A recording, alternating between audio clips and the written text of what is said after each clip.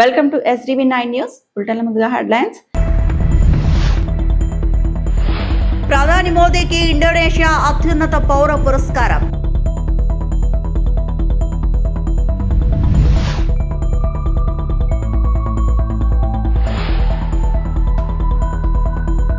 హస్తకళలకు ప్రపంచ గుర్తింపు తీసుకురావాలి. ఏపీ ఉప ముఖ్యమంత్రి పవన్ కళ్యాణ్.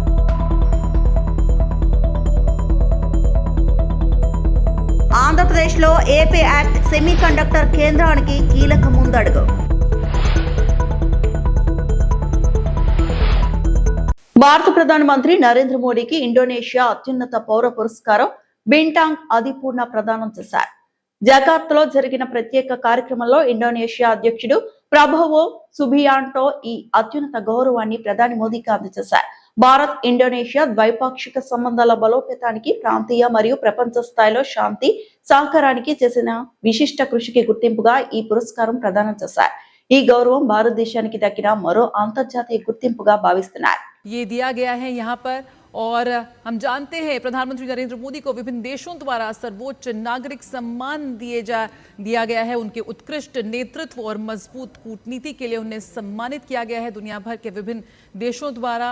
और अगर हम बात करें तो वर्तमान समय में 2026 तक वे दुनिया के विभिन्न देशों से करीबन 33 अंतर्राष्ट्रीय नागरिक सम्मान प्राप्त कर चुके हैं. ये सम्मान प्रधानमंत्री नरेंद्र मोदी ने तमाम भारतवंशियों को, विकसित भारत के लक्ष्य को और भारत की जनता को समर्पित किया.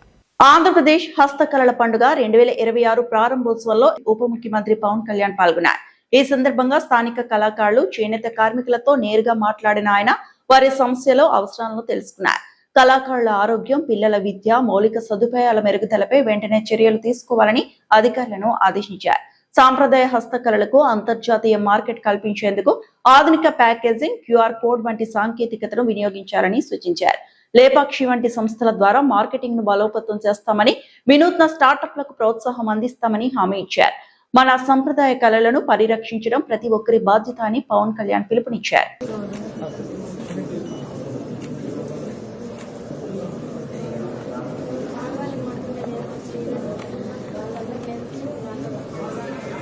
members ఉంటారు సార్ చాలా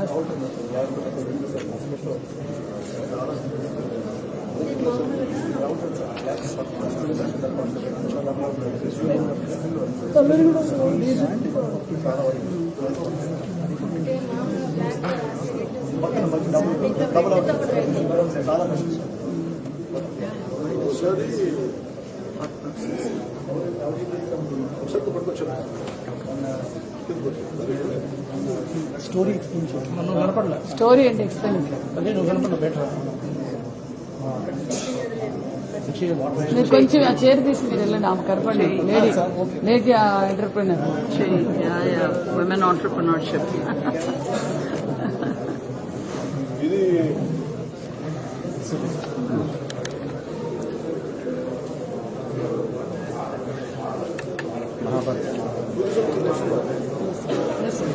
హ్యాండిక్రాఫ్ట్స్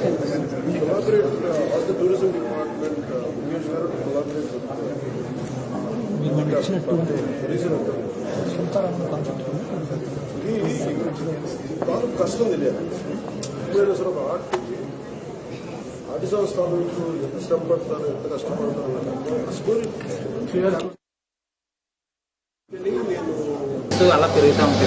ట్రాన్స్పోర్ట్ ఒక 10 ఇలా వస్తుంది సైజ్ రావడం వల్ల చాలా టైం పడుతుంది.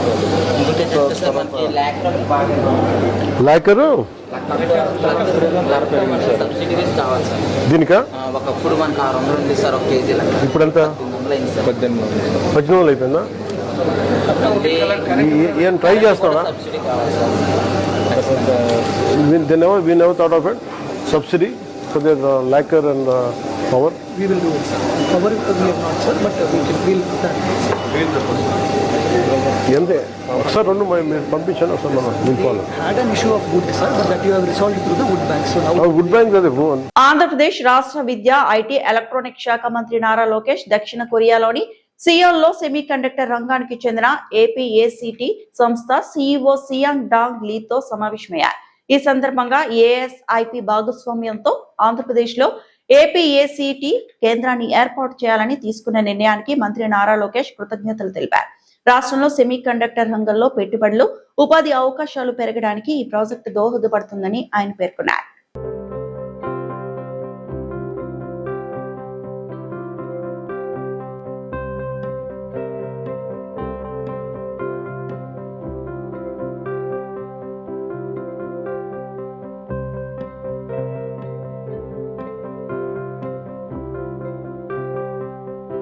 ఆంధ్రప్రదేశ్ హైకోర్టు న్యాయమూర్తి జస్టిస్ బివిఎల్ఎన్ చక్రవర్తి ఈ రోజు తిరుమల శ్రీ వెంకటేశ్వర స్వామి వారిని దర్శించుకున్నారు.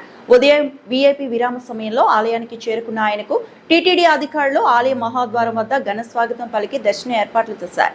కుటుంబ సమేతంగా స్వామివారిని దర్శించుకున్న ఆయన ప్రత్యేక పూజలు నిర్వహించి మొక్కులు చెల్లించుకున్నారు. దర్శనానంతరం రంగనాయకుల మండపంలో వేద పండితులు ఆయనకు వేద ఆశీర్వచనం చేయగా ఆలయ అధికారులు శ్రీవారి శేషవస్త్రం, తీర్థ ప్రసాదాలను అందజేశారు.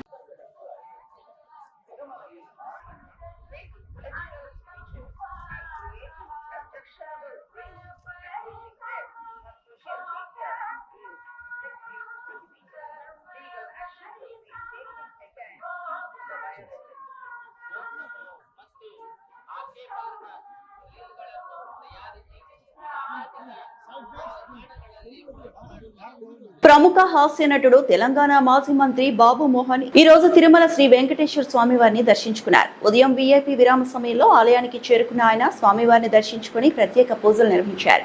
దర్శనానంతరం రంగనాయకుల మండపంలో వేద పండితులు ఆయనకు వేద ఆశీర్వచనం చేయగా ఆలయ అధికారులు శ్రీవారి తీర్థ ప్రసాదాలను అందజేశారు.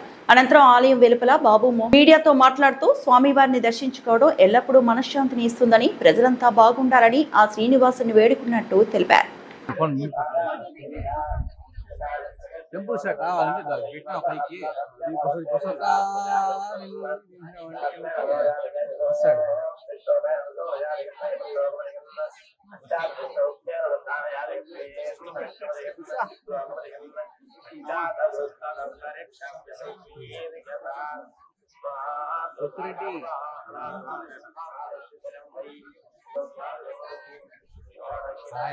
శ్రీకాకుళం జిల్లా పట్టణ ప్రాంత ప్రజలు ప్రకృతితో మమేకం అవ్వాలంటే పార్కులే ప్రధాన వనరు అని, అందుకు ముఖ్యమంత్రి నారా చంద్రబాబు నాయుడు ఆలోచనల స్ఫూర్తితో పార్కులు శ్రీకాకుళం నగరంలో అభివృద్ధి చేస్తున్నామని కేంద్ర పౌర విమానయాన శాఖ మంత్రి కింజరపు రామ్మోహన్ నాయుడు అన్నారు. మంగళవారం నాడు శ్రీకాకుళం జిల్లా కేంద్రంలోని గూనపాలెం, హడ్కో colony, RK Nagar, Abdul Kalam park, official కాలనీలను సందర్శించి 2 కోట ఎయిర్పోర్ట్ అథారిటీ సిఎస్ఆర్ నిధులతో నిర్మించనున్న పార్క్ పనులకు శంకుస్థాపన చేశారు. అక్కడి వారితో మాట్లాడి స్థానిక అవసరాలకు వీలుగా పార్క్ నిర్మాణానికి సంబంధించి కాంట్రాక్టర్ కు పలు సూచనలు చేశారు. ప్రస్తుతం శ్రీకాకుళం కార్పొరేషన్ లో పార్క్స్ ని అభివృద్ధి చేయాలని కూటమి ప్రభుత్వం ఒక సంకల్పంతో కృషి చేస్తుంది.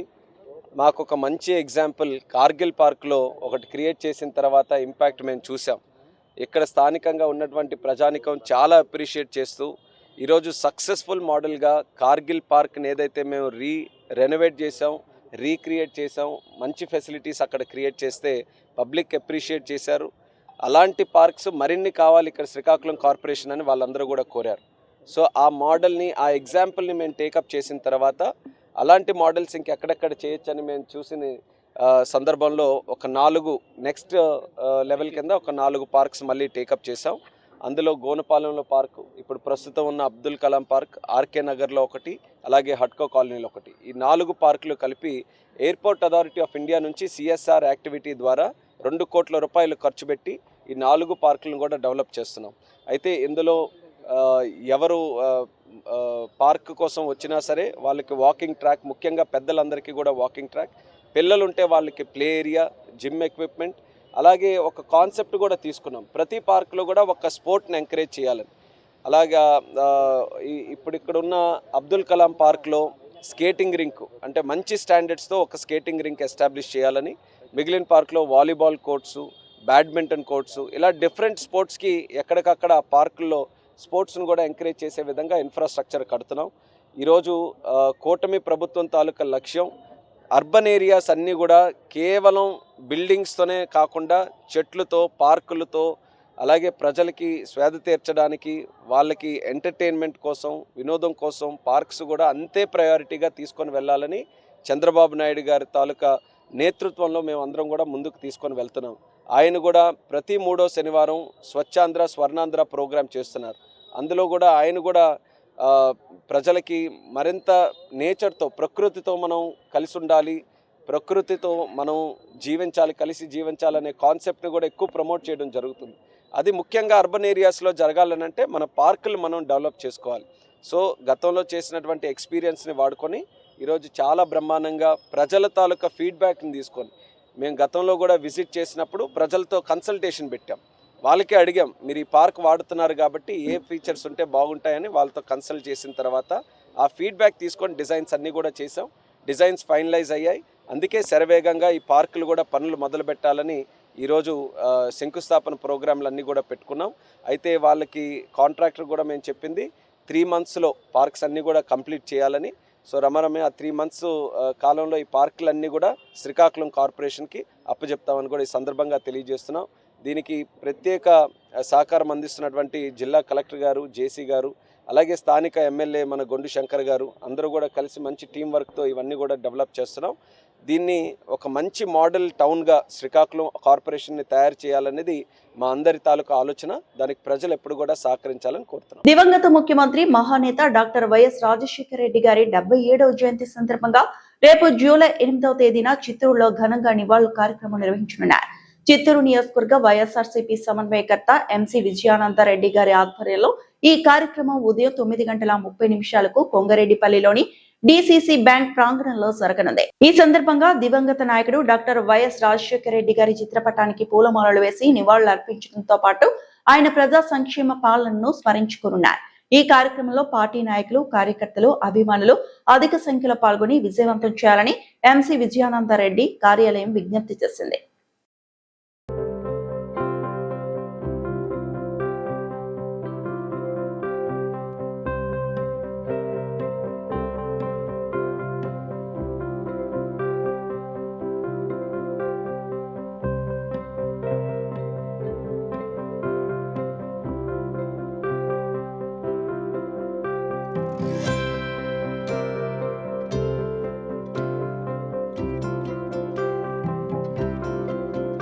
చిత్తూరు ప్రభుత్వ ఆసుపత్రిలో మానవత్వాన్ని మర్చిన ఓ ఉద్యోగి వ్యవహార శైలి తీవ్ర విమర్శలకు దారితీస్తుందనే ఆరోపణలు వినిపిస్తున్నాయి. వైద్యం కోసం ఆసుపత్రికి వచ్చే రోగులు, వారి వెంట వచ్చే అటెండర్లతో ఆ ఉద్యోగి అమానుషంగా ప్రవర్తిస్తున్నారని పలువురు ఆరోపిస్తున్నారు. మాటలతో దూషించడం మాత్రమే కాకుండా కాళ్లతో తనడం, బెదిరించడం, దురుసుగా ప్రవర్తించడం వంటి ఘటనలు జరుగుతున్నాయని బాధితులు వాపోతున్నారు. ప్రాణాలపై ఆశతో ప్రభుత్వ ఆసుపత్రికి వచ్చే ప్రజలు ఇలాంటి అవమానకర పరిస్థితులను ఎదుర్కోవాల్సి రావటం ఆందోళన కలిగిస్తోంది.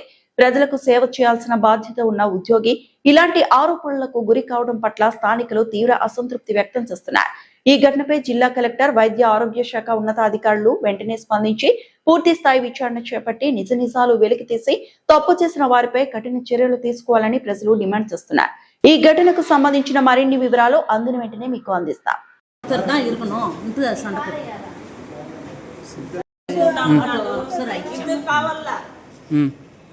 పనుకొని ఉంటే ఆయన వచ్చి షూ కాలుతో తన్నింటాడు. ఎత్తలేదు పైకి, లైమా అని చెప్పలేదు. లైమా అని కాళ్ళతో తంతా ఉన్నాడు. ఫస్ట్ వస్తానే తంతా ఉన్నాడు కాళ్ళు.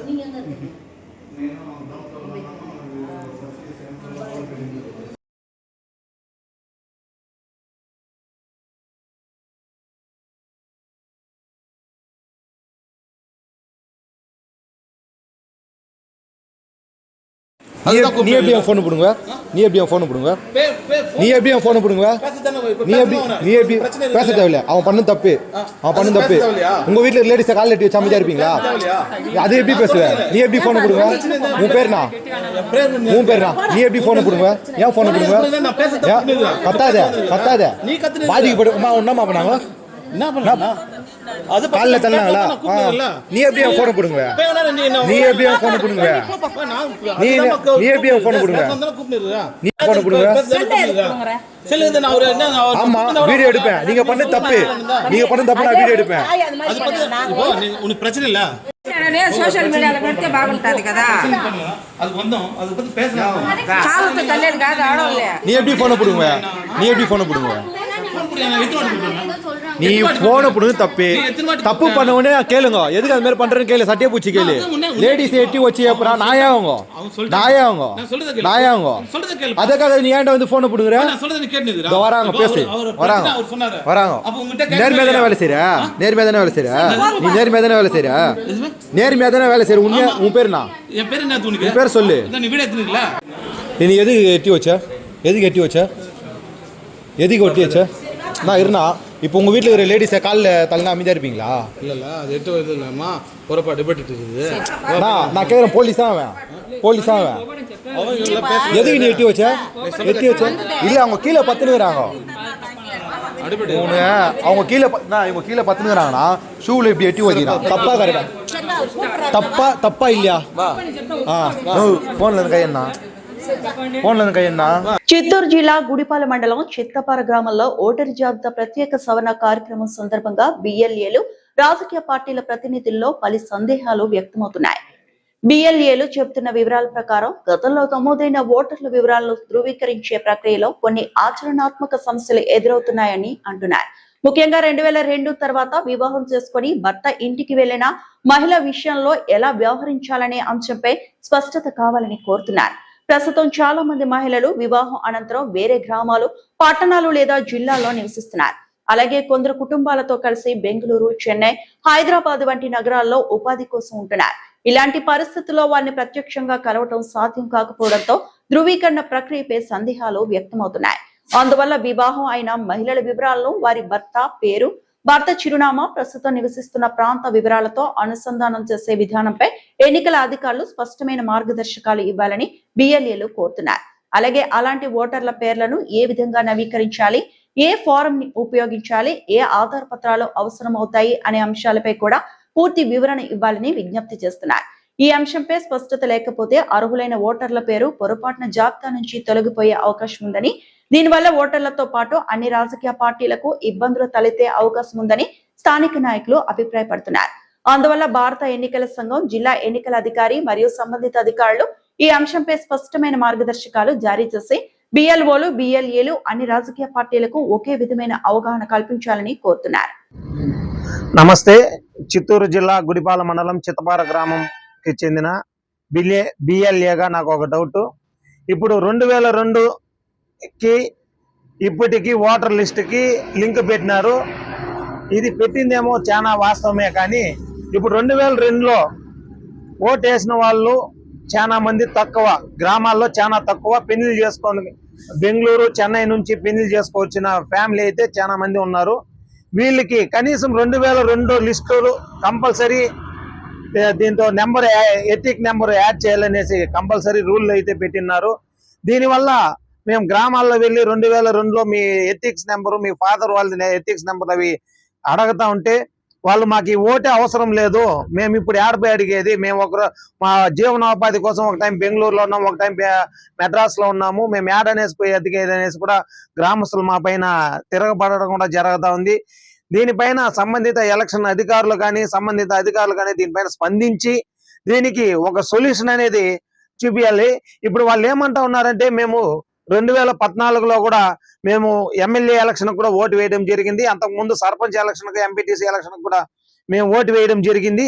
ఇప్పుడు 2002లో మేము అంటే మేము ఎక్కడ వెళ్ళాలి, 2002లో అంటే మేము ఏడ వెళ్ళాలి అనేసి వాళ్ళు కూడా చాలా ఇబ్బందిగా మాట్లాడుతున్నారు. మేము బిఎల్ఏగా మేము గ్రామాల్లో చాలా ప్రాబ్లాలు ఎదుర్కొంటున్నాము. దీనిపైన అడిగితే దొంగ ఓట్లు అంటే అప్పుడు మేము ఎట్లా దొంగ ఓట్లు అవుతున్నాము, మా పిల్లలు ఉన్నారు, మా హస్బెండ్ ఉన్నారు, మాకు సొంత ఇల్లు ఉంది ఈ జాగాలో అనేసి కూడా వాళ్ళు మా పైన తిరగబడడం జరుగుతూ ఉంది. అదే విధంగా ఇప్పుడు పానాటూరులో, మా పక్కనూరులో ఒక పానాటూరులో అనేది ఒక అతని ఇల్లు మొత్తమే కాలిపోయింది. అతని సర్టిఫికేట్ నుంచి మొత్తమే కాలిపోయింది. అతనికి అంత నాలెడ్జ్ కూడా లేదు, ఎక్కడ పోయి ఏం తెచ్చుకోవాలనే నాలెడ్జ్ కూడా లేదు, కానీ లిస్ట్ లో ఉంది. ఆ లిస్టు ప్రకారం కూడా రాజగోపాల్ అనే అతనిది ఆ లిస్టు చూసి కూడా వాళ్ళు ఫామ్ ఫిల్అప్ చేసుకొని ఆయనకి ఎత్తిన ఒక ఇది చేయాలి. కానీ మీరు కంపల్సరీ ఆ టీసీనే తీసుకోరండి, ఏదో ఒకటి ఎత్తుకోరండి అంటే అతను ఎక్కడ వెళ్ళాలి, అతనికి ఎక్కడ పోయి ఎట్లా తీయాలని కూడా వాళ్ళకి తెలియదు. అతను చాలా ఇబ్బంది పడతా ఉన్నారు. అదే విధంగా గ్రామాల్లోకి వెళ్తే ప్రతి ఒక్క రాజకీయ నాయకులు దీనిపైన స్పందించాలి. లేదా రేపుకి మనం ఎలక్షన్ టైంలో గ్రామాల్లోకి వెళితే ఇప్పుడు అధికారంలో ఉన్న పార్టీ వాళ్ళే తీసేస్తున్నారు అనేసి ఆపోజిట్ పార్టీ వాళ్ళు చెప్పడం జరుగుతుంది.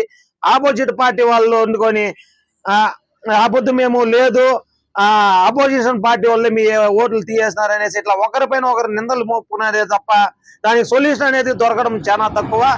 దీనిపైన అన్ని రాజకీయ నాయకులు స్పందించి దీనికి ఒక సరైన రీతిగా సాగవంగా దీనికి ఒక ఆల్టరేషన్ పెట్టి, ఇప్పుడు హస్బెండ్ ఇప్పుడు నేను అనుకో మా భార్య ఈ ఊర్లోనే ఉంది, మా భార్య నా పేరు పెట్టి మా భార్య ఓటు అప్లై చేయండి, అంతేకాని వాళ్ళ నాయనది వాళ్ళ తాతది ఈ ఊర్లో ఏం సంబంధం ఉంది? దీనిపైన ప్రతి ఒక్క గ్రామంలో కానీ ప్రతి ఒక్క మండలంలో కానీ ప్రతి ఒక్క జాగాలో దీనిపైన ప్రతి ఒక్క గ్రామంలో బిఎల్ఏలకు చాలా ఇబ్బందిగా ఉంది. ప్రతి ఒక్క పార్టీ బిఎల్ఏలకు చాలా ఇబ్బందిగా ఉంది, బిఎల్ఓలకు కూడా చాలా ఇబ్బందిగా ఉంది. స్పందించే మాకు ఆ ఓటే అవసరం లేదనే లెక్కకు మాట్లాడుతూ ఉన్నారు. రేపు ఎలక్షన్ టైంలో మీకేం ఈ పొద్దు సర్వే చేసి మీరు వెళ్ళిపోతారు. రేపు ఎలక్షన్ టైంలో మేము ఓటు లిస్ట్ ఎత్తుకోబోయేటప్పుడు వాళ్ళది కానీ డిలీట్ అయిపోయింది అంటే దానికి ఎవరు సమాధానం చెప్తారు చెప్పండి? ఈ పొద్దు మీరు వెళ్ళిపోతారు, రేపుకి వాళ్ళ పరిస్థితి ఏమి? రేపుకి ఆ గ్రామంలో పొలిటికల్ లీడర్లు కానీ నాయకులు కానీ ఏం సమాధానం చెప్పాలో మాకైతే అర్థం కాలేదు. ఎలక్షన్ కమిషనర్ వారు కానీ దీనికి సంబంధిత కలెక్టర్ వారు కానీ దీనిపైన స్పందించి వెంటనే దీనికి తగు చర్యలు తీసుకోవాలని, దీనికి ఆల్టరేట్ గా వేరే ఏదైనా పెట్టి గ్రామంలో సానుకూలంగా ఈ సర్వే నిర్వహించాలని మరి కోరుతున్నాం. ఈ వార్తలు ఇంతటితో సమాప్తం.